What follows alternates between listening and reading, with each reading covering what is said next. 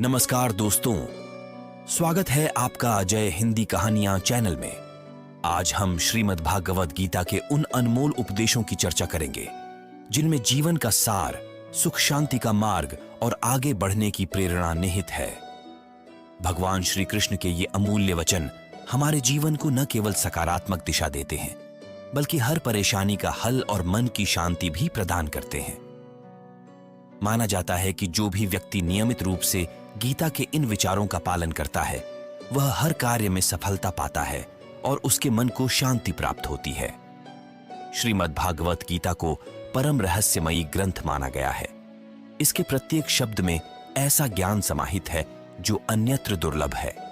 इसमें संपूर्ण वेदों का सार संग्रहित है और इसका ज्ञान इतना गूढ़ है कि निरंतर अभ्यास करते रहने पर भी इसका अंत नहीं मिलता। भगवान के गुण, कर्म, ज्ञान और तत्व का ऐसा व्यापक वर्णन भागवत गीता के अतिरिक्त अन्य किसी ग्रंथ में दुर्लभ है। गीता का हर शब्द सदुपदेश से भरा हुआ है और यह शास्त्रों का खजाना है। गीता का भली भांति ज्ञान हो जाए तो बाकी सभी शास्त्रों का तत्व अपने आप प्राप्त हो जाता है। तो आइए गीता के इस महान ज्ञान को समझने और जीवन में उतारने का संकल्प लें। गीता को अगर हम भगवान से भी उच्च स्थान दें तो यह कहना गलत नहीं होगा। स्वयं भगवान श्री कृष्ण ने कहा है कि मैं गीता के आश्रय में रहता हूँ, गीता ही मेरा सर्वोत्तम निवास है। तीनों लोकों का संचालन गीता के ज्ञान के आधार पर ही होता है। गीता में भगवान श्री कृष्ण अपने भक्तों से स्पष्ट कहते हैं कि जो भी मनुष्य इस गीता रूपी ज्ञान का पालन करेगा वह निश्चित रूप से मुक्ति का अधिकारी बनेगा। इतना ही नहीं, भगवान कहते हैं कि जो इस ज्ञान का अध्ययन करेगा वह मुझे ज्ञान यज्ञ के रूप में पूजित करेगा। भगवान श्री कृष्ण ने यह भी कहा है कि जो भक्त गीता का रहस्य और उसका ज्ञान लोगों में फैलाता है, उसका प्रचार करता है, वह मुझे सबसे प्रिय है। गीता संपूर्ण जीवन का दर्शन है और इसका अनुसरण करने वाला व्यक्ति समाज में सबसे उच्च स्थान प्राप्त करता है। श्रीमद् भागवत गीता आधुनिक जीवन की चुनौतियों में उलझे मनुष्य को कर्मशील और सशक्त जीवन जीने के लिए प्रेरित करती है। यह एक ऐसी प्रेरणा का महासागर है जो हताशा में डूबे हुए मनुष्य को आशा और विश्वास से भर देती है। गीता हमें धर्म, कर्म और प्रेम का सही मर्म समझाती है और यह केवल इस जीवन के लिए ही नहीं बल्कि मृत्यु के बाद के जीवन के लिए भी मार्गदर्शक मानी जाती है। गीता के इस दिव्य ज्ञान को समझने और इसे अपने जीवन में उतारने से व्यक्ति का जीवन सार्थक बनता है।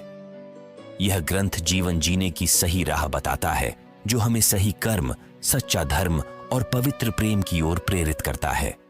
श्रीमद् भागवत गीता के 18 अध्याय और 700 श्लोकों को सभी के लिए विस्तार से पढ़ना और समझना कठिन हो सकता है। इसलिए आज के इस विशेष वीडियो में हम आपको गीता के हर एक अध्याय के मुख्य श्लोकों का सरल और विस्तृत अर्थ बताएंगे। इन विचारों को सुनने से आपको गीता का वास्तविक संदेश समझने में मदद मिलेगी। तो बिना देरी किए आइए इस वीडियो की शुरुआत करते हैं। भागवत गीता का पहला अध्याय है अर्जुन विषाद योग, जो एक गहरे मानसिक द्वंद्व से भरा हुआ है। इस अध्याय की शुरुआत होती है धृतराष्ट्र के सवाल से, जो संजय से जानना चाहते हैं कि धर्मभूमि कुरुक्षेत्र में युद्ध के लिए तैयार दोनों सेनाओं का क्या हाल है। धृतराष्ट्र पूछते हैं, कुरुक्षेत्र की इस धर्मभूमि में मेरे और पांडु के पुत्र क्या कर रहे हैं? धृतराष्ट्र दृष्टिहीन थे, मगर उनका यह अंधापन केवल आंखों तक सीमित नहीं था। वह जानते थे कि उनके पुत्र धर्म के विरुद्ध खड़े हैं, लेकिन पुत्र मोह में उन्होंने शांति के बजाय युद्ध का मार्ग चुना। धृतराष्ट्र को इस बात का एहसास था कि श्री कृष्ण के साथ खड़े होने का अर्थ धर्म के साथ खड़ा होना है। फिर भी उन्होंने अपने मोह में अधर्म का समर्थन किया। हमारे जीवन में भी जब हम गलत कार्यों में लिप्त होते हैं तो मन में कहीं न कहीं यह एहसास रहता है कि उसका परिणाम अच्छा नहीं होगा। धृतराष्ट्र के मन में जो चिंता और भय था वह हमारे अपने जीवन की दुविधाओं को भी दर्शाता है। संजय, जो कि दिव्य दृष्टि के कारण युद्ध का आंखों देखा हाल दूर से ही देख सकते थे, धृतराष्ट्र को बताते हैं, हे राजन, दुर्योधन ने युद्ध भूमि में पांडवों की सेना की विशालता और उनकी चतुराई से बने युद्ध के व्यूह को देखकर अपने गुरु द्रोणाचार्य से इसकी चर्चा की है। दुर्योधन गुरु द्रोण से कहते हैं, हे आचार्य, पांडु पुत्रों की सेना को देखिए। इसे आपके शिष्य धृष्टद्युम्न ने बड़े कौशल से सजाकर व्यूह का आकार दिया है। इस युद्ध में भीम और अर्जुन जैसे कई वीर योद्धा शामिल हैं, जिनके समान साहसी धनुर्धर और योद्धा दुर्लभ हैं। यहाँ विराट, ध्रुपद जैसे महान योद्धा और दृष्टकेतु, जकितान, काशीराज जैसे शक्तिशाली योद्धा भी इस सेना का हिस्सा है। साथ ही कुंती भोज, शैव और उत्तमोझा जैसे महापराक्रमी और अभिमन्यु व द्रौपदी के वीर पुत्र भी पांडवों की सेना को शक्ति प्रदान कर रहे हैं। दुर्योधन आगे कहते हैं, हे ब्राह्मण श्रेष्ठ, मेरी ओर से भी हमारे पक्ष में खड़े विशेष योद्धाओं को पहचानिए। मेरी सेना में आप स्वयं, पितामह भीष्म, कर्ण, कृपाचार्य, अश्वत्थामा, विकर्ण और सोमदत्त के पुत्र भूरेश्रवा जैसे बलशाली योद्धा हैं। ये सभी योद्धा सदैव युद्ध में विजयी रहे हैं। दुर्योधन यह भी बताते हैं, हमारी सेना में अनेक योद्धा ऐसे भी हैं जो मेरे लिए अपने जीवन का बलिदान देने को तैयार हैं। वे अनेकों अस्त्र शस्त्रों से सज्जित हैं और युद्ध कला में निपुण हैं। इस प्रकार संजय ने धृतराष्ट्र को पांडवों और कौरवों की सेनाओं की शक्ति और उनके प्रमुख योद्धाओं के बारे में विस्तृत जानकारी दी। इस प्रकार संजय ने धृतराष्ट्र को बताया कि हे राजन, दुर्योधन के मनोबल को बढ़ाने के लिए भीष्म पितामह ने सिंह के गर्जन की तरह अपनी शंखनाद से युद्ध क्षेत्र को गूंजा दिया। उनके इस शंखनाद से सभी योद्धाओं में उत्साह भर गया। इसके बाद कौरव सेना में अनेक शंख, नगाड़े, ढोल, मृदंग और सिंह जैसे बाजे बजने लगे, जिनकी ध्वनि अत्यंत भयंकर और रोमांचक थी। दूसरी ओर पांडव सेना में योगेश्वर श्री कृष्ण और अर्जुन ने अपने अपने अलौकिक शंख बजाए। श्री कृष्ण ने पांचजन्य नामक शंख बजाया, अर्जुन ने देवदत्त नामक शंख और भीमसेन ने पौंड्र नामक भयानक शंख से अपनी उपस्थिति दर्ज कराई। इसके साथ ही युधिष्ठिर ने अनंत विजय नामक शंख, नकुल ने सुघोष और सहदेव ने मणिपुष्पक नामक शंख से युद्ध का बिगुल बजाया। पांडवों की ओर से काशी के राजा महारथी शिखंडी, राजा विराट, धृष्टद्युम्न, सात्यकी, राजा द्रुपद, द्रौपदी के पांचों पुत्रों और सुभद्रा के पुत्र अभिमन्यु ने भी अपने अपने शंखों की ध्वनि से वातावरण को गुंजायमान कर दिया। इन सब की संयुक्त ध्वनि ने आकाश और पृथ्वी को कंपित कर दिया और कौरवों के दिलों में शोक और भय का संचार कर दिया। इसके बाद अर्जुन ने अपना धनुष उठाया और युद्ध के लिए तैयार होते हुए श्री कृष्ण से कहा, हे अच्युत, कृपा करके मेरा रथ दोनों सेनाओं के बीच में खड़ा करें, ताकि मैं युद्ध क्षेत्र में एकत्रित योद्धाओं को देख सकूं। मैं उन सभी को देखना चाहता हूं जो इस युद्ध के लिए यहां आए हैं और जिनमें युद्ध करने की इच्छा है। साथ ही मैं उन सभी राजाओं को भी देखना चाहता हूं जो कौरवों के दुर्बुद्धि पुत्र दुर्योधन के पक्ष में युद्ध के लिए यहां एकत्रित हुए हैं। अर्जुन की इस विनती ने उनके मन की गंभीरता और युद्ध को लेकर उनके विचारों को प्रकट किया। संजय ने इस दृश्य को धृतराष्ट्र के सामने प्रस्तुत किया ताकि वह इस महायुद्ध का आरंभ समझ सके। संजय ने धृतराष्ट्र से कहा, हे महाराज, जब अर्जुन ने भगवान श्री कृष्ण से इस प्रकार कहा तो कृष्ण, जो हृदय के सबसे गहरे भावों को जानने वाले हैं, उन्होंने अर्जुन का रथ दोनों सेनाओं के बीच में ले जाकर खड़ा कर दिया। श्री कृष्ण ने अर्जुन से कहा, हे पार्थ, देखो, यहां पर युद्ध के लिए एकत्रित हुए इन सभी आदरणीय गुरुओं और परिजनों को देखो। अर्जुन ने दोनों पक्षों की सेना में अपने सभी संबंधियों को देखा। उसने अपने ताऊ चाचा, दादा परदादा, गुरुओं, मामा, भाई बांधवों, पुत्र पौत्रों और मित्रों को देखा। वहां अपने ससुराल पक्ष के संबंधी और शुभचिंतक भी उसे नजर आए। इन सभी अपने प्रियजनों और संबंधियों को युद्ध भूमि में देखकर अर्जुन का मन करुणा और शोक से भर गया। अर्जुन ने भावुक होकर श्री कृष्ण से कहा, हे केशव, इन युद्ध के इच्छुक मित्रों और संबंधियों को देखकर मेरे शरीर के अंग कांपने लगे हैं। मेरा मुख सूख रहा है और हाथ से मेरा गांडीव धनुष छूटने लगा है। मेरी त्वचा भी जल रही है और मेरा मन विचलित हो उठा है, जिससे मैं अपने पैरों पर खड़ा भी नहीं रह पा रहा हूं। हे कृष्ण, मुझे यहां केवल अशुभ ही दिखाई दे रहा है। अर्जुन का मन दुख और दुविधा में डूब गया और वह इस भयंकर युद्ध के परिणामों को सोचते हुए हताश हो गया। उसकी व्यथा और करुणा ने उसे संकोच से भर दिया और वह युद्ध करने की क्षमता खोता हुआ दिखाई दिया। संजय के इन शब्दों से धृतराष्ट्र को युद्ध भूमि का दृश्य और अर्जुन की मानसिक स्थिति समझ में आई। अर्जुन भगवान श्री कृष्ण से कहते हैं, हे कृष्ण, मुझे अपने स्वजनों को मारने में कोई कल्याण नहीं दिखाई देता। न तो मैं विजय चाहता हूं, न ही राज्य और सुखों की लालसा है। हे गोविंद, ऐसे राज्य, सुख और जीवन का हमें क्या लाभ, जब जिनके साथ इन्हें भोगने की इच्छा होती है वे सभी हमारे प्रियजन यहां युद्ध भूमि में खड़े हैं। हमारे गुरुजन, परिवारजन, पुत्र, पितामह, मामा, ससुर और अन्य संबंधी यहां जीवन के सभी सुखों को त्याग कर युद्ध के लिए तैयार हैं। हे मधुसूदन, मैं इन सबको मारना नहीं चाहता, भले ही ये मुझे ही क्यों न मार डालें। तीनों लोकों के राज्य का भी प्रस्ताव हो तो भी मैं इन्हें मारना नहीं चाहूंगा। फिर केवल पृथ्वी के लिए तो सोचने की बात ही नहीं है। हे जनार्दन, धृतराष्ट्र के पुत्रों को मारने से हमें कौन सी खुशी मिलेगी? इनके प्राण लेने से तो हमें पाप ही लगेगा। हे माधव, इसलिए मुझे धृतराष्ट्र के पुत्रों को उनके मित्रों और संबंधियों के साथ मारना ठीक नहीं लगता। अपने ही कुटुंब का विनाश करके हम सुखी कैसे हो सकते हैं? भले ही लोभ के कारण ये लोग अपना विवेक खो चुके हैं और उन्हें कुल के नाश से होने वाले दोष दिखाई नहीं देते। मित्रों के साथ वैर में उन्हें कोई पाप नहीं दिखता।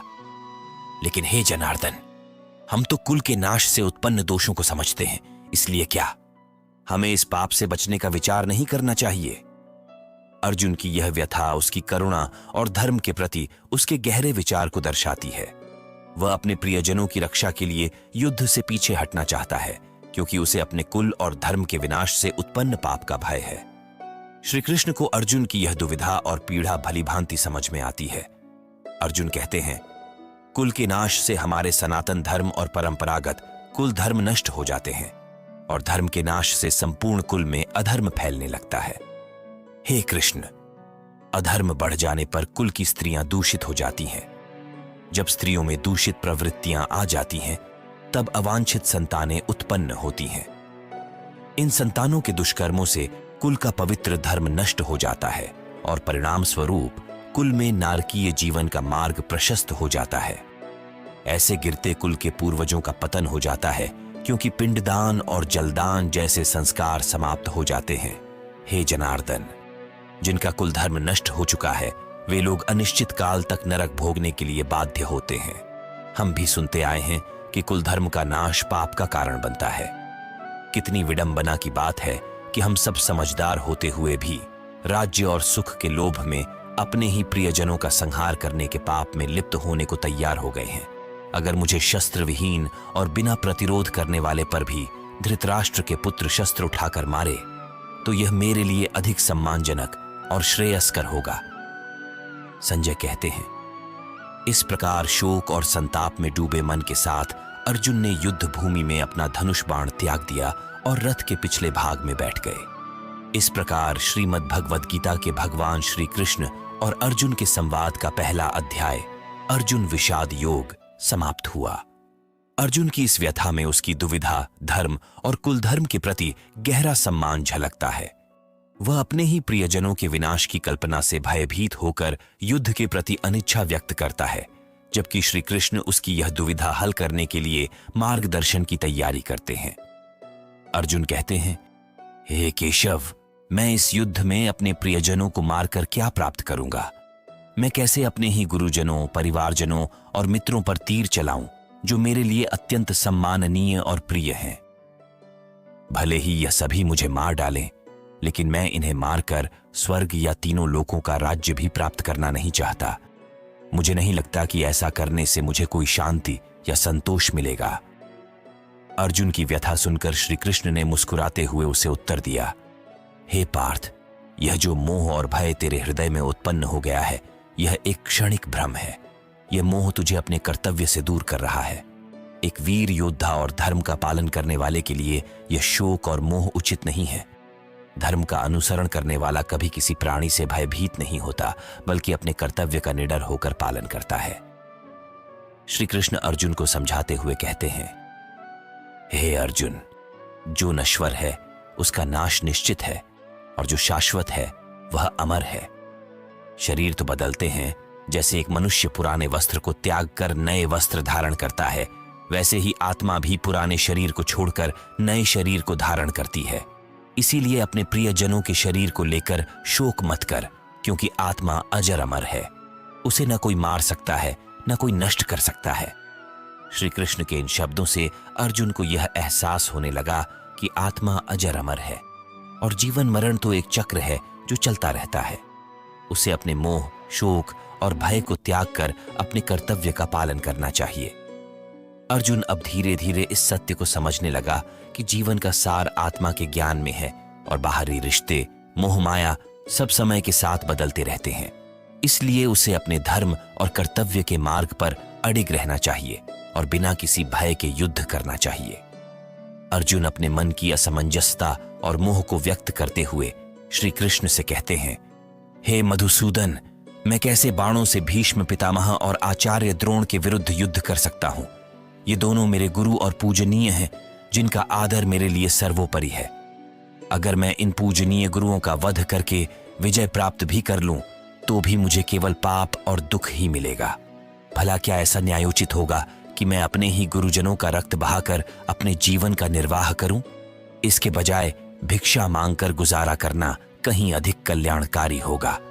अर्जुन के विचारों में स्पष्टता नहीं है और वह श्री कृष्ण से मार्गदर्शन की कामना करते हुए कहते हैं, हे भगवान, मुझे समझ में नहीं आ रहा है कि इस स्थिति में युद्ध करना ठीक है या इससे बचना।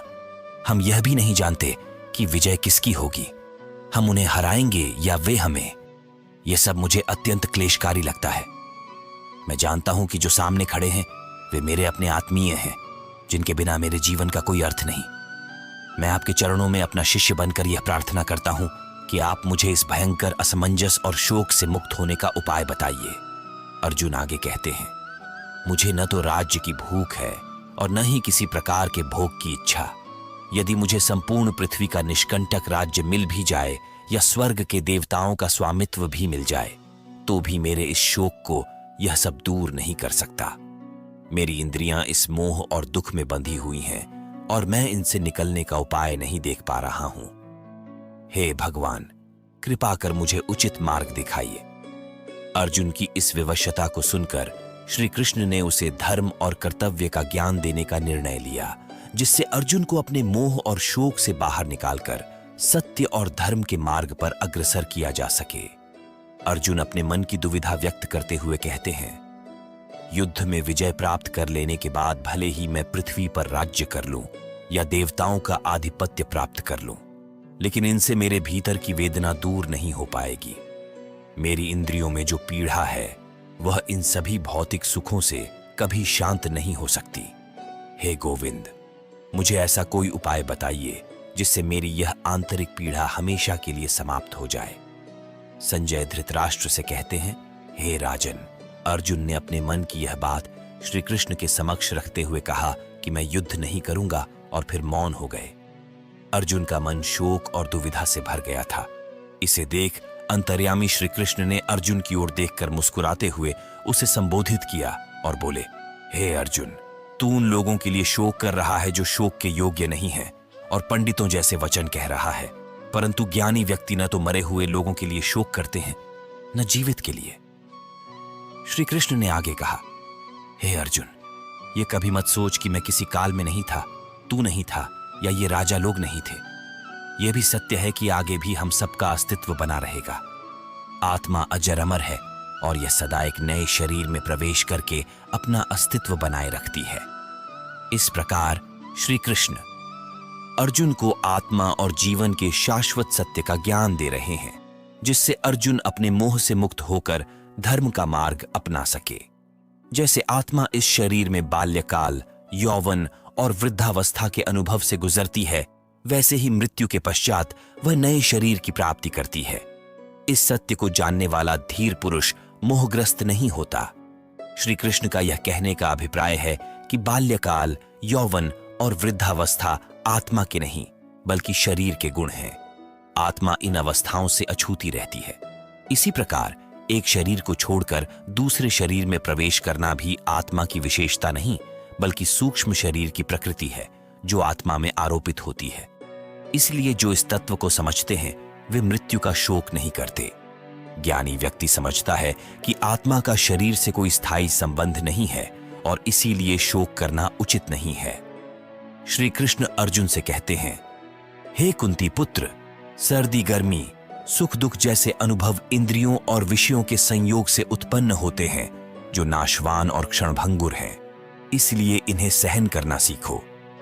श्री कृष्ण का अभिप्राय है कि सर्दी गर्मी सुख दुख सब इंद्रियजन्य हैं और इनकी प्रकृति अस्थिर है, इसलिए इन्हें क्षणिक समझकर मोह में मत पड़ो, क्योंकि जो व्यक्ति इन परिवर्तनों में स्थिर रहता है वही मोक्ष के योग्य बनता है।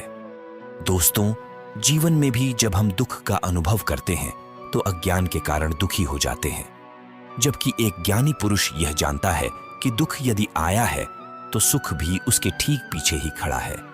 इसलिए जो मनुष्य किसी भी कठिन परिस्थिति में भी विचलित नहीं होता, वही वास्तव में परमात्मा की प्राप्ति के योग्य होता है। श्री कृष्ण यहां अर्जुन को यह समझाते हैं कि असत अर्थात शरीर और इंद्रिय जगत की कोई स्थायी सत्ता नहीं है, इसलिए अपने प्रियजनों के शरीर की नाश की आशंका से शोक करना व्यर्थ है। सत, जो कि परमात्मा का स्वरूप है, वह अखंड अजर और अमर है। श्री कृष्ण का कहना है कि यदि तुम आत्मा के रूप में अपने प्रियजनों का नाश होते देख रहे हो तो भी शोक करना उचित नहीं है, क्योंकि आत्मा अविनाशी है।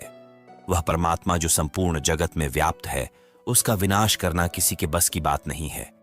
इसलिए श्री कृष्ण कहते हैं कि परमात्मा ही सत है, शाश्वत है और इस अविनाशी का कोई नाश नहीं कर सकता। हे अर्जुन, जब यह सिद्ध हो चुका है कि शरीर नाशवान है और आत्मा शाश्वत अजर अमर है, तो युद्ध के समय शोक करने का कोई कारण नहीं है। इस आत्मा को जो मारने वाला समझता है और जो इसे मरा हुआ मानता है, वे दोनों ही इस सत्य से अनजान हैं, क्योंकि आत्मा वास्तव में न किसी को मारती है और न ही मारी जाती है। श्री कृष्ण का उद्देश्य यहां अर्जुन को यह सिखाना है कि आत्मा की अनश्वरता को समझने वाला व्यक्ति किसी भी प्रकार के भय या मोह से मुक्त होकर अपने कर्तव्यों का पालन कर सकता है। इसलिए अर्जुन, अपने कर्तव्य का पालन करो और इस आत्मा के शाश्वत स्वरूप को समझते हुए युद्ध करो। भगवान श्री कृष्ण अर्जुन को समझाते हैं कि आत्मा का स्वभाव और अस्तित्व स्थूल शरीर से अलग है। मृत्यु का अर्थ केवल आत्मा का स्थूल शरीर से अलग होना है और यह शरीर ही है जो मरण धर्मा है। आत्मा पर किसी प्रकार का आघात नहीं होता। जब कोई व्यक्ति किसी दूसरे को मारता है तो वास्तव में यह कार्य भी स्थूल शरीर से होता है, आत्मा से नहीं। अज्ञानी लोग इस भेद को नहीं समझते और शरीर के धर्मों को आत्मा पर थोप देते हैं, जिससे उन्हें अपने कर्मों का फल भोगना पड़ता है। भगवान श्री कृष्ण बताते हैं कि आत्मा न तो कभी जन्म लेती है, न ही कभी मरती है। यह अजन्मा, नित्य, सनातन और पुरातन है। यह केवल शरीर का परिवर्तन है, आत्मा का नहीं। जब शरीर का नाश होता है तो आत्मा फिर से किसी नए शरीर को धारण करती है, जैसे मनुष्य पुराने वस्त्रों को त्याग कर नए वस्त्र धारण करता है। श्री कृष्ण का यह ज्ञान आत्मा की नश्वरता को समझने में मदद करता है और शोक के विचारों को त्यागने की प्रेरणा देता है। इस अमर आत्मा को न कोई शस्त्र काट सकता है, न ही आग जला सकती है। ये जल से गीला नहीं होता, न ही वायु इसे सुखा सकती है। आत्मा नित्य, सर्वव्यापी, स्थिर, अचल और सनातन है। इसलिए हे अर्जुन, अपने कर्तव्यों को निभाओ और शोक मत करो, क्योंकि आत्मा अमर है और यह शरीर का त्याग करना, नए शरीर को प्राप्त करना एक प्राकृतिक प्रक्रिया है। भगवान श्री कृष्ण अर्जुन को समझाते हैं कि आत्मा एक अचिंत्य और अदृश्य तत्व है। इसे न इंद्रियों के द्वारा जाना जा सकता है, न ही मन के द्वारा समझा जा सकता है। आत्मा विकार रहित और सदा स्थिर है। श्री कृष्ण अर्जुन से कहते हैं कि अगर तुम आत्मा को सदा जन्म लेने और सदा मरने वाला भी मान लो, तब भी शोक का कोई कारण नहीं है, क्योंकि जन्म और मृत्यु दोनों ही निश्चित हैं। जो जन्मा है उसका मरना और जो मरा है उसका पुनः जन्म लेना तय है। श्री कृष्ण अर्जुन को बताते हैं कि संपूर्ण प्राणी जन्म से पहले अप्रकट होते हैं और मरने के बाद भी अप्रकट हो जाते हैं। केवल बीच का समय ही प्रकट रहता है। इसलिए शोक करने का कोई औचित्य नहीं है। आत्मा का ज्ञान और उसका स्वरूप आश्चर्यजनक है। कोई महापुरुष इस आत्मा को अद्भुत समझता है तो दूसरा इसका वर्णन करता है और कोई इसे आश्चर्यजनक ढंग से सुनता है। यहाँ भगवान का भाव यह है कि आत्मा के स्वरूप को समझने वाला कोई विरला महापुरुष ही होता है। भगवान अर्जुन से कहते हैं कि आत्मा हर शरीर में निवास करती है और इसका कभी नाश नहीं हो सकता। अतः किसी भी प्राणी के लिए शोक करना उचित नहीं है। साथ ही अर्जुन को याद दिलाते हैं कि एक क्षत्रिय के लिए धर्मयुक्त युद्ध से बढ़कर कोई कल्याणकारी कर्तव्य नहीं हो सकता। अर्जुन को भय और मोह त्याग कर अपने धर्म का पालन करना चाहिए, क्योंकि यह उसका परम कर्तव्य है। भगवान श्री कृष्ण अर्जुन को समझाते हैं, हे पार्थ, यह युद्ध तुम्हारे लिए एक स्वर्ग के द्वार के समान है, जो केवल भाग्यवान और वीर क्षत्रियों को मिलता है। अगर तुम इस धर्मयुक्त युद्ध से पीछे हटोगे तो तुम अपने स्वधर्म और कीर्ति को खो दोगे और पाप के भागी बनोगे। लोग अनंत काल तक तुम्हारी कायरता और अपकीर्ति का चर्चा करेंगे। वीर पुरुष के लिए अपकीर्ति मरण से बढ़कर कुछ नहीं होता। जो लोग तुम्हें पहले सम्मानित मानते थे, वे तुम्हें अब डरपोक और कायर समझेंगे। शत्रुजन तुम्हारे साहस और सामर्थ्य का मजाक उड़ाएंगे और तुझ पर अपमानजनक बातें कहेंगे। इससे बड़ा कोई दुख नहीं हो सकता। अर्जुन, युद्ध में तुम्हारे लिए दो ही परिणाम संभव हैं। या तो तुम वीर गति को प्राप्त करके स्वर्ग को जाओगे, या फिर विजय प्राप्त कर पृथ्वी का राज्य भोगोगे। इसलिए हे अर्जुन, निर्णय लेकर युद्ध के लिए खड़े हो जाओ। हार जीत, लाभ हानि, सुख दुख सभी को समान समझकर युद्ध करो। ऐसा करने से तुम पाप से बचोगे और अपने धर्म का पालन करोगे। भगवान श्री कृष्ण अर्जुन से कहते हैं, हे पार्थ, जो बुद्धि मैंने तुझे ज्ञान योग के विषय में दी, अब उसे कर्म योग के संदर्भ में सुन। इस कर्म योग को अपनाने से तू सभी कर्मों के बंधनों को सहजता से त्याग देगा। इस मार्ग में न तो किसी प्रयास का नाश होता है और न ही किसी प्रकार का उल्टा परिणाम मिलता है। कर्म योग में किया गया थोड़ा सा भी साधन जन्म मृत्यु के चक्र से मुक्त कर सकता है। यहां श्री कृष्ण का भाव है कि निष्काम भाव से किए गए कर्म का कोई नकारात्मक परिणाम नहीं होता, बल्कि वह साधक को भगवान की प्राप्ति की ओर अग्रसर करता है। हे अर्जुन, इस कर्म योग में बुद्धि स्थिर और एकनिष्ठ होती है, परंतु जो मनुष्य सकाम और विवेकहीन होते हैं, उनकी बुद्धि अनिर्णय के जाल में उलझी रहती है। जब कोई एक निर्णय लेने में सक्षम होता है तो उसकी बुद्धि स्थिर होती है, लेकिन जब मन अनिर्णय में होता है तब असंख्य विचार और विभ्रम उसकी बुद्धि को बांध कर रखते हैं। यही अनिर्णय की स्थिति होती है। श्री कृष्ण अर्जुन से कहते हैं, हे अर्जुन, जब कोई निर्णय नहीं ले पाता है तो उसकी बुद्धि और मन विभिन्न दिशाओं में बंट जाते हैं, लेकिन जैसे ही वह दृढ़ निश्चय कर लेता है, उसकी एकाग्रता उसी काम पर टिक जाती है। जो लोग केवल कर्म के फल या लाभ पर ध्यान देते हैं और कर्म को स्वार्थ से जोड़ते हैं, वे कर्म की सच्ची भावना से दूर हो जाते हैं। उनका लक्ष्य भोग और ऐश्वर्य होता है और इसलिए उनकी बुद्धि परमात्मा में स्थिर नहीं होती है। हे अर्जुन, जो लोग केवल वेदों के कर्मकांडों में रुचि रखते हैं और दिखावे के लिए उपदेश देते हैं, वे वास्तव में सतही होते हैं। उनकी बातें केवल दिखावे के लिए होती हैं और वे कर्म की सच्चाई से दूर होते हैं। ऐसे लोग भोग और ऐश्वर्य की ओर आकृष्ट रहते हैं और उनका ध्येय केवल बाहरी सुख ही होता है। इन लोगों की बुद्धि परमात्मा में स्थिर नहीं होती। वेदों के कर्मकांड हमारे स्वभाव के 3 गुणों से जुड़े होते हैं। इसलिए हे अर्जुन, तुझे भोग और उन साधनों में आसक्ति नहीं रखनी चाहिए। अपने मन को स्वाधीन रख, द्वंद्वों से ऊपर उठकर और अपने कर्मों में समर्पित होकर परमात्मा की ओर अग्रसर हो। श्री कृष्ण अर्जुन से कहते हैं, हे अर्जुन, वेद केवल प्रकृति के 3 गुणों तक ही सीमित हैं।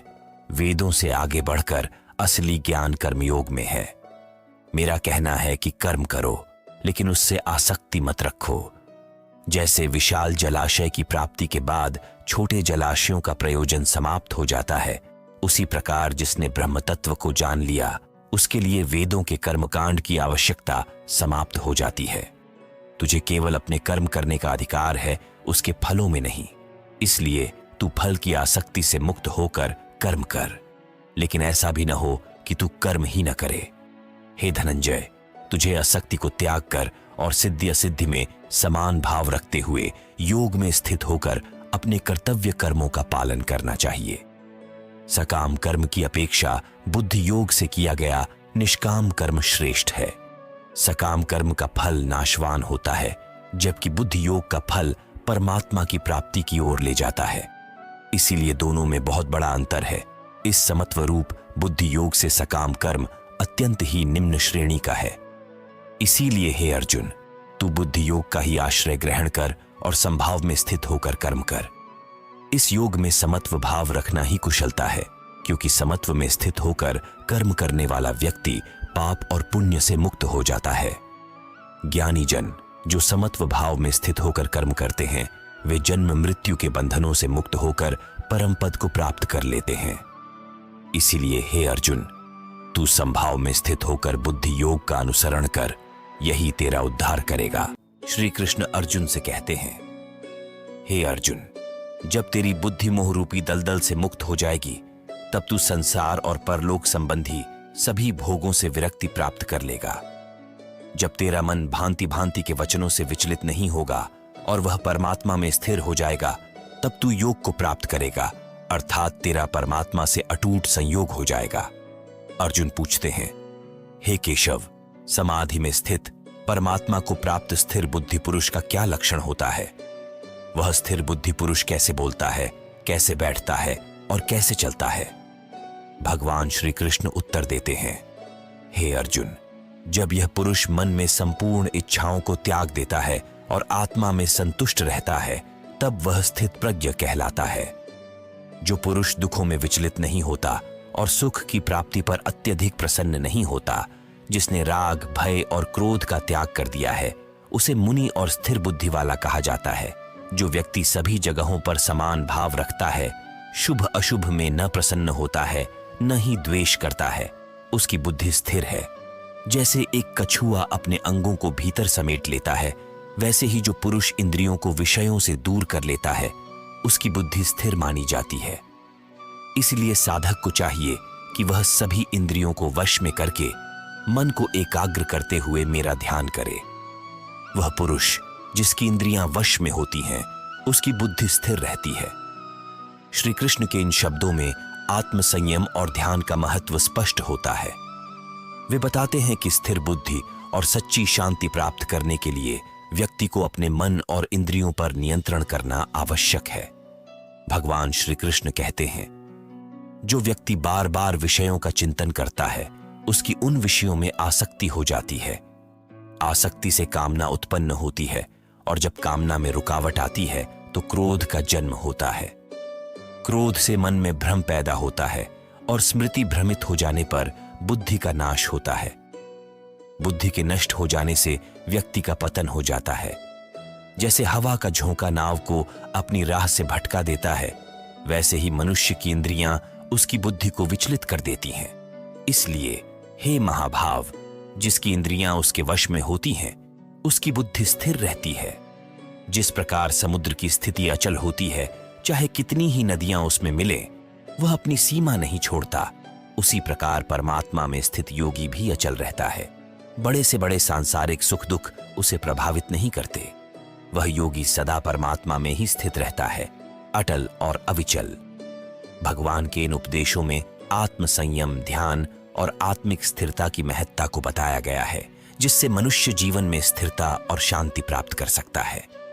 भगवान श्री कृष्ण अर्जुन से कहते हैं, हे निष्पाप, इस संसार में दो प्रकार की निष्ठा या विश्वास मार्ग हैं। एक है सांख्य योग, जो ज्ञान से जुड़ा है, और दूसरा है कर्म योग, जो केवल कर्म से संबंधित है। ज्ञान योग के मार्ग पर चलकर मनुष्य अपनी इंद्रियों को नियंत्रित कर परमात्मा में ध्यान लगाता है। इसे ही संन्यास या सांख्य योग कहते हैं। दूसरा मार्ग है कर्म योग, जहां निष्काम भाव से कर्म किया जाता है, अर्थात कर्म करते हुए फल की इच्छा का त्याग किया जाता है। अर्जुन पूछते हैं, हे जनार्दन, यदि आपको ज्ञान श्रेष्ठ लगता है तो फिर मुझे इस भयंकर कर्म में क्यों प्रवृत्त कर रहे हैं? आप मिले हुए वचनों के द्वारा मेरी बुद्धि को भ्रमित कर रहे हैं। कृपया मुझे एक ऐसा मार्ग बताइए जिससे मेरा कल्याण हो सके और मेरी उलझन दूर हो जाए। भगवान श्री कृष्ण का उत्तर स्पष्ट है कि जीवन में कर्म से भागने का कोई मार्ग नहीं है। चाहे ज्ञान योग हो या कर्म योग, दोनों ही अपने अपने स्थान पर महत्वपूर्ण हैं। उन्होंने अर्जुन को यह सिखाया कि कर्म करते रहना ही मनुष्य का धर्म है, परंतु बिना फल की इच्छा के, और यही कर्मयोग का सिद्धांत है। इस प्रकार श्रीमद् भागवत गीता के दूसरे अध्याय सांख्य योग का समापन होता है और तीसरे अध्याय कर्मयोग का आरंभ। श्री कृष्ण अर्जुन से कहते हैं, हे अर्जुन, मनुष्य न तो कर्मों को किए बिना संन्यास या निष्कर्षता को प्राप्त कर सकता है और न ही केवल कर्मों का त्याग करके सिद्धि या योग की प्राप्ति कर सकता है। कर्म का त्याग किए बिना न कोई सन्यासी बन सकता है और न ही कोई कर्मयोगी। निःसंदेह प्रत्येक मनुष्य किसी भी समय क्षण मात्र भी बिना कर्म किए नहीं रह सकता, क्योंकि समस्त मानव जाति कर्म करने के लिए ही उत्पन्न हुई है। कर्म के बिना कोई भी व्यक्ति नहीं रह सकता है। जो मंदबुद्धि व्यक्ति केवल दिखावे के लिए कहता है कि उसने सभी इंद्रियों को वश में कर लिया है, लेकिन मन ही मन उन इंद्रियों के विषयों का चिंतन करता रहता है, वह व्यक्ति मिथ्याचारी कहलाता है। परंतु जो व्यक्ति मन से इंद्रियों को वश में कर अनासक्त होकर सभी इंद्रियों द्वारा कर्मयोग का आचरण करता है, वही सच्चा कर्मयोगी है। श्री कृष्ण आगे कहते हैं, हे अर्जुन, तू शास्त्रों द्वारा बताए गए अपने कर्तव्यों का पालन कर, क्योंकि कर्म न करने से बेहतर है कर्म करना। यदि तू कर्म नहीं करेगा तो तेरा जन्म लेना व्यर्थ हो जाएगा, क्योंकि कर्म ही जीवन का सार है। कर्म न करने से तेरा शरीर भी नहीं चल पाएगा, इसलिए अपने कर्तव्यों का पालन कर और सच्चे कर्मयोग का मार्ग अपनाकर अपने जीवन को सफल बना। भगवान श्री कृष्ण के ये उपदेश कर्म का महत्व बताते हैं और यह भी सिखाते हैं कि कर्म से भागना या उसे त्याग देना जीवन का सही मार्ग नहीं है। श्री कृष्ण अर्जुन को समझाते हुए कहते हैं, हे अर्जुन, तू यज्ञ की भावना से अपना कर्म कर। जिस प्रकार यज्ञ समाज और प्रजा की भलाई के लिए किया जाता है, उसी तरह तू इस युद्ध को भी एक यज्ञ मानकर अपने कर्तव्य का पालन कर।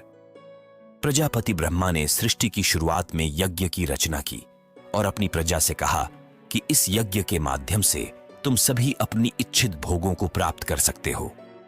यज्ञ हमें कर्म का मार्ग दिखाता है और हमें सिखाता है कि कर्म करना ही जीवन का उद्देश्य है। ब्रह्मा कहते हैं, यज्ञ के द्वारा देवताओं को प्रसन्न करो और वे देवता प्रसन्न होकर तुम सबकी भलाई करेंगे। इस प्रकार निस्वार्थ भाव से एक दूसरे की उन्नति करते हुए तुम परम कल्याण को प्राप्त करोगे। जब तुम यज्ञ के माध्यम से देवताओं की पूजा करते हो तो वे बिना मांगे ही तुम्हारी सभी इच्छाओं को पूर्ण कर देते हैं। लेकिन जो व्यक्ति बिना यज्ञ किए, बिना कर्म किए केवल अपनी इच्छाओं की पूर्ति चाहता है, उसे एक चोर के समान समझना चाहिए। यज्ञ के अन्न का सेवन करने वाले श्रेष्ठ पुरुष पापों से मुक्त हो जाते हैं, परंतु जो लोग केवल अपने शरीर का पोषण करने के लिए ही अन्न का सेवन करते हैं और यज्ञ का महत्व नहीं समझते, वे पाप का आहार कर रहे होते हैं। जो लोग अपने जीवन को केवल भौतिक सुखों के लिए जीते हैं और ईश्वर को याद नहीं करते, वे भी जीवन के वास्तविक उद्देश्य से भटक जाते हैं। श्री कृष्ण कहते हैं, सभी प्राणी अन्न से उत्पन्न होते हैं। अन्न की उत्पत्ति वर्षा से होती है, वर्षा यज्ञ से उत्पन्न होती है और यज्ञ कर्मों के द्वारा संपन्न होता है। कर्म की उत्पत्ति वेदों से होती है, इसीलिए जीवन का मूल उद्देश्य है यज्ञ भावना से कर्म करना। श्री कृष्ण के इन उपदेशों का सार यह है कि हमें अपने जीवन के हर कार्य को एक यज्ञ मानकर निस्वार्थ भाव से और समाज की भलाई के लिए करना चाहिए। हमारी प्राचीन संस्कृति का समस्त ज्ञान वेदों से ही प्राप्त हुआ है और वेद स्वयं परब्रह्म परमात्मा से उत्पन्न हुए हैं। इस प्रकार यज्ञ का सीधा संबंध ईश्वर से जुड़ा हुआ है।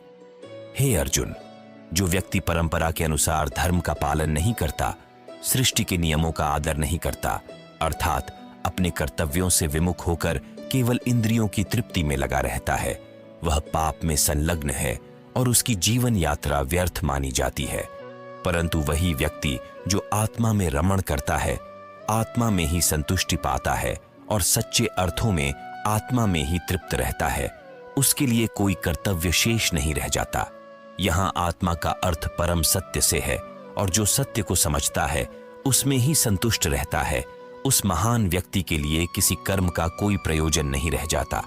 ऐसा महापुरुष जो परमात्मा में पूर्ण रूप से स्थापित है, वह न तो किसी कर्म से बंधा है, न ही उसे किसी कर्म को करने की आवश्यकता है, और न ही उसे किसी कर्म से कोई स्वार्थ होता है।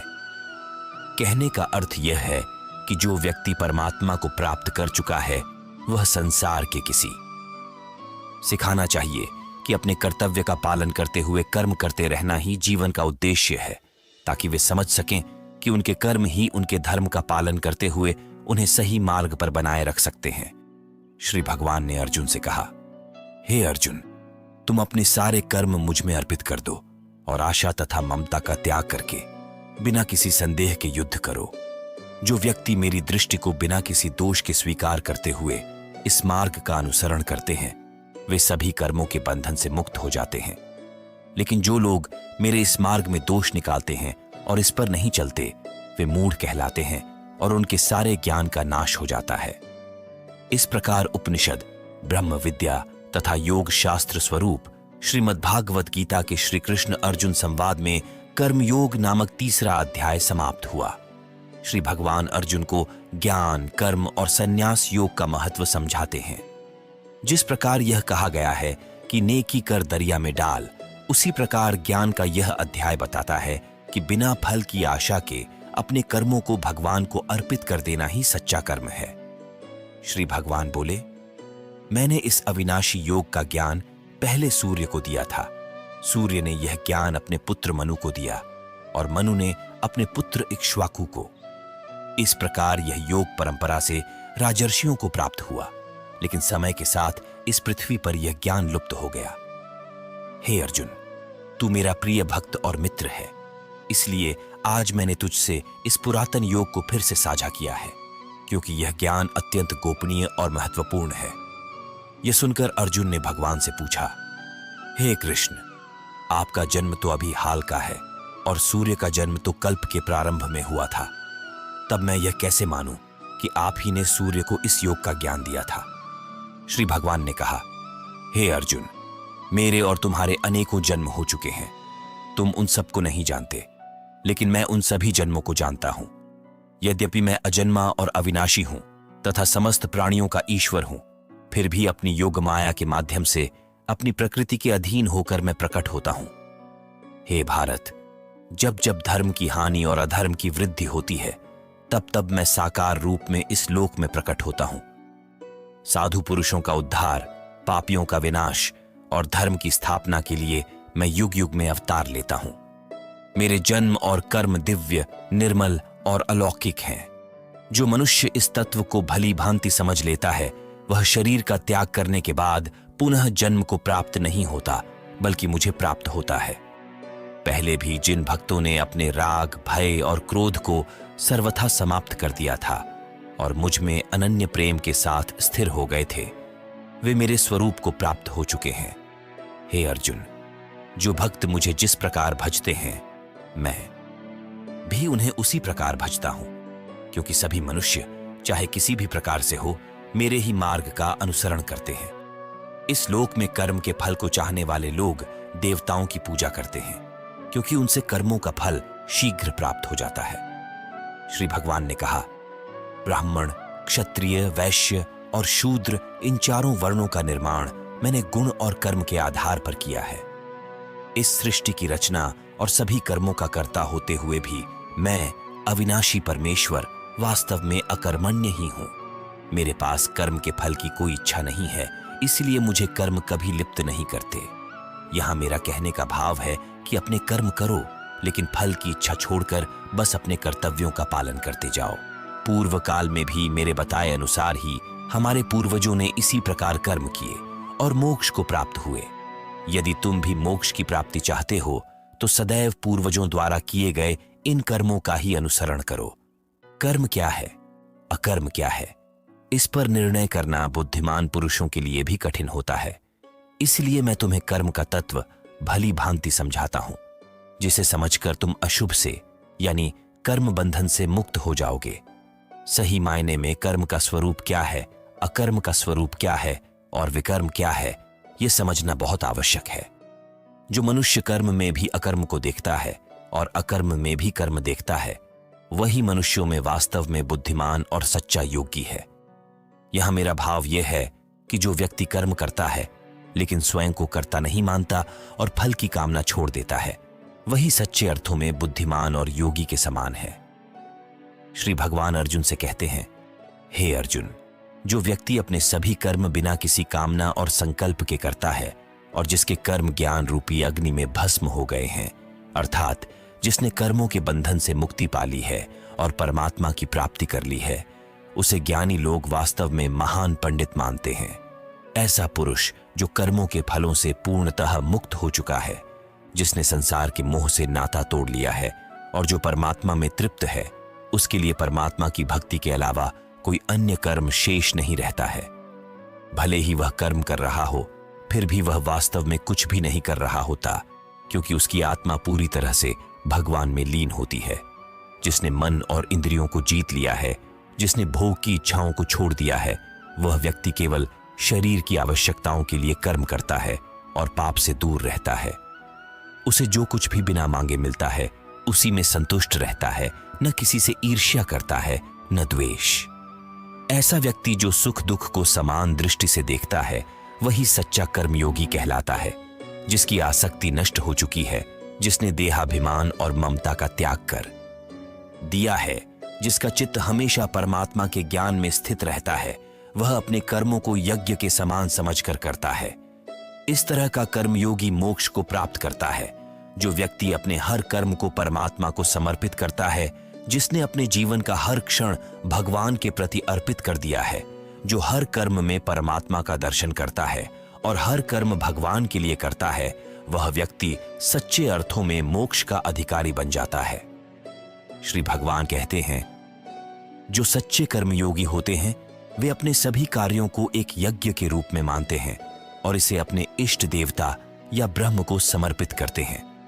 चाहे आप राम, कृष्ण, शिव, दुर्गा या अपने किसी भी इष्ट को माने, यदि आप पूरी श्रद्धा से अपने कर्म को भगवान को समर्पित कर देते हैं, तो यही यज्ञ कहलाता है।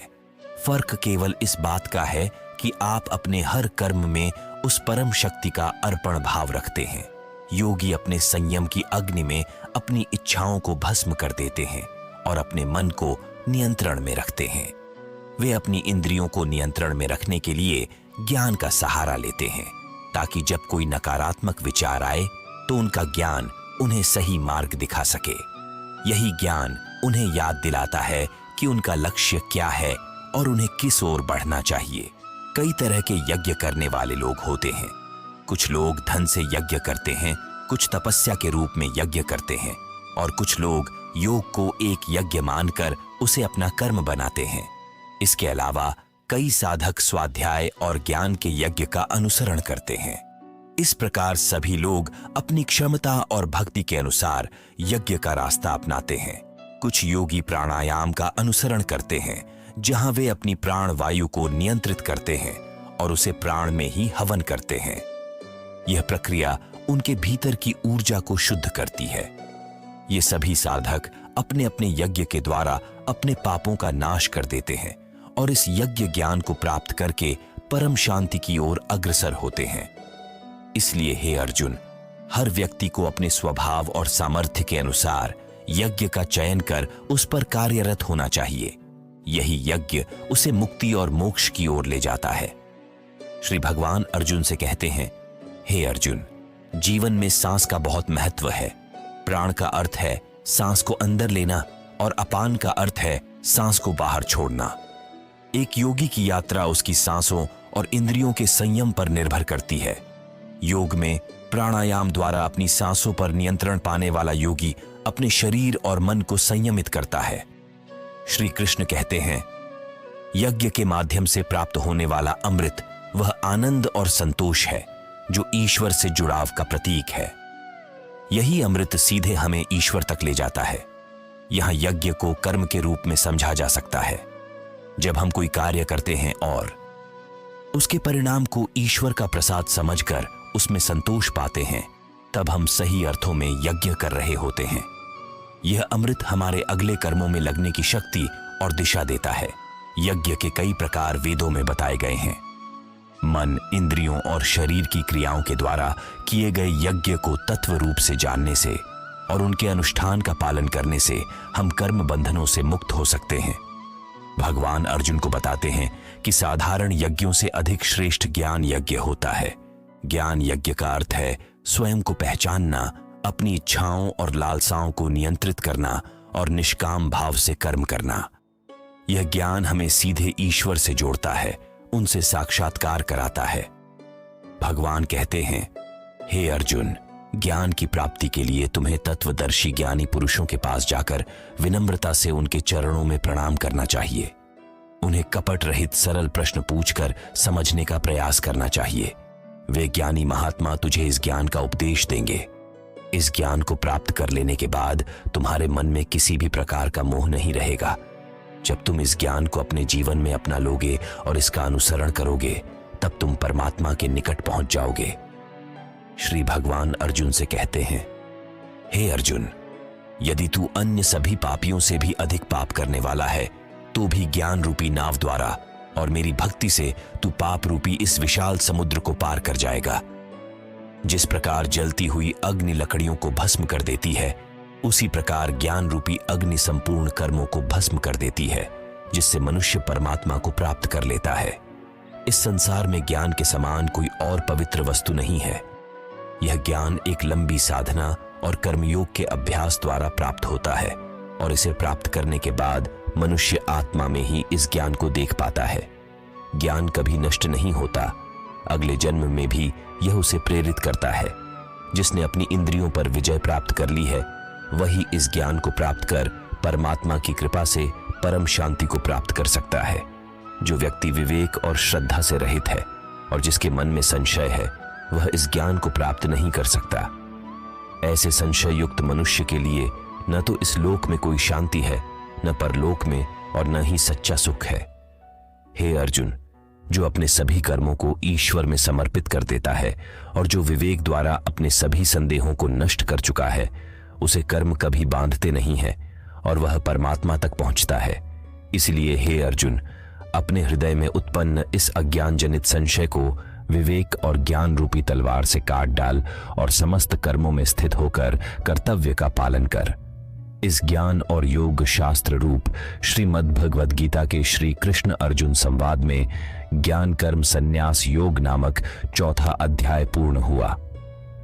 श्री भगवान अर्जुन से कहते हैं, हे अर्जुन, तुमने मुझसे पूछा कि संन्यास और निष्काम कर्मयोग में कौन सा श्रेष्ठ है, तो मैं कहता हूं कि ये दोनों ही मोक्ष देने वाले मार्ग हैं। परंतु निष्काम कर्मयोग अर्थात बिना फल की इच्छा के कर्म करना संन्यास की अपेक्षा श्रेष्ठ है। हे महाबाहु, जो मनुष्य किसी से द्वेष नहीं करता और किसी वस्तु की आसक्ति नहीं रखता, वही सच्चा सन्यासी है। ऐसा व्यक्ति सभी द्वंद्वों को त्याग कर इस संसार के बंधनों से मुक्त होकर सुखपूर्ण